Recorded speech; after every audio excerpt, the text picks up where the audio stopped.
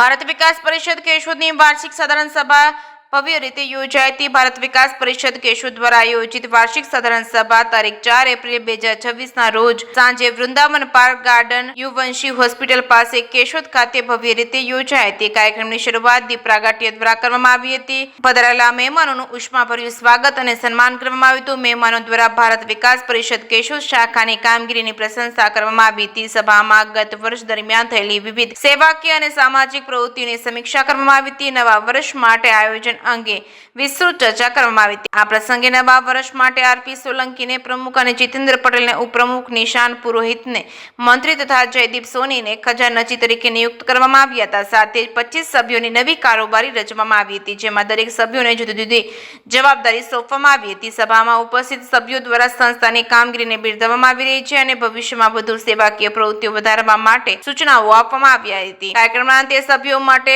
અલ્પાહારની વ્યવસ્થા કરવામાં આવી હતી। સમગ્ર કાર્યક્રમને સ્નેહપૂર્ણ વાતાવરણમાં પૂર્ણ થયો હતો। જે સિંગુદત્ત સાથે રાજુ પંડ્યા, કેશોદ।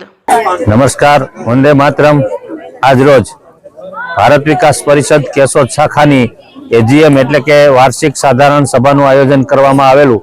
તેમાં અમારા પ્રાંતમાંથી અમારા અધિકારીગણ શ્રી હરિભાઈ પરમાર, પ્રાંતના સચિવ શ્રી તથા અશોકભાઈ દવે, સંસ્કાર કન્વીનર શ્રી ભરતભાઈ વૈષ્ણવ, પ્રાંત સહસચિવ શ્રી કિશોરભાઈ વાઢેર, જૂનાગઢ જિલ્લા કન્વીનર શ્રી જયદીપભાઈ સોની, નિશાંતભાઈ પુરોહિત, જીતેન્દ્રભાઈ ધોળકિયા, આ પ્રાંતના કન્વીનરો આજે આપણી આ કેશોદની એજીએમમાં ઉપસ્થિત રહી અને અમને માર્ગદર્શન આપ્યું તથા નવી કારોબારીને શપથવિધિનો કાર્યક્રમ કરાવ્યો અને વધુમાં વધુ આ કાર્યમાં લોકો જોડાય એવી શુભેચ્છા પાઠવી અને પ્રમુખ તરીકે મને પાછો ફરીથી રિપીટ કર્યો એ બદલ હું પ્રાંતનો તથા આપણી શાખાનો બધાનો ખૂબ ખૂબ આભાર માનું છું। એવી જ રીતના આપણા તમામ કન્વીનરો છે એને પણ ફરીથી વર્ષ 2026-27 માટે રિપીટ કરવામાં આવે છે।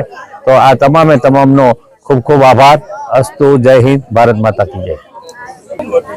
તેમજ ગત વર્ષ 2025-26માં અમારી ભારત વિકાસ પરિષદની સમગ્ર ટીમે આખા વર્ષની અંદર 33 જેવા કાર્યક્રમો કરેલા છે, જેમાં રમકડાનો કાર્યક્રમ, પછી બાળકોને સાયકલોનો, પછી આપણે દેહદાન અને ચક્ષુદાન।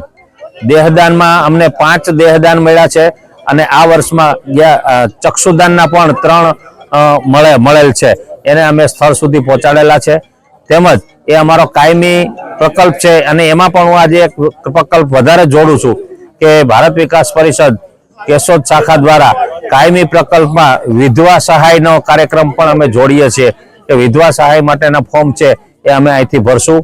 એવી જ રીતના બાળકોને તમામ પ્રકારના સાથ સહકાર આપી અને અમે વધુમાં વધુ કાર્યક્રમો થાય, વધુમાં વધુ સંસ્કારના કાર્યક્રમો થાય, તેમજ આરોગ્યલક્ષી કાર્યક્રમો થાય એવા અમે પ્રયાસો કરશું આગલા વર્ષમાં।